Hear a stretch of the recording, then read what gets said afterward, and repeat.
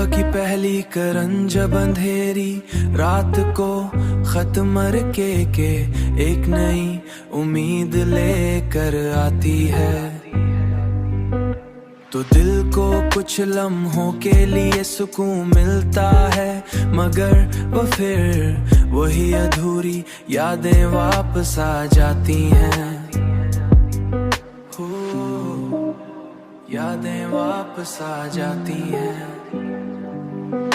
तुम्हारी मोहब्बत की खुशबू आज मेरे दिल के आंगन में बिखरी हुई है, और हर लम्हा मुझे यह एहसास दिलाती है कि सच्ची मोहब्बत की सूरत में हमेशा जिंदा रहती है,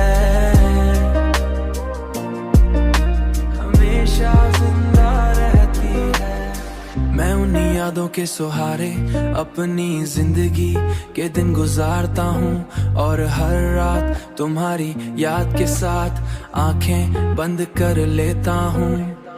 मैं उन्हीं यादों तुम्हारी याद के साथ आंखें बंद कर लेता हूँ।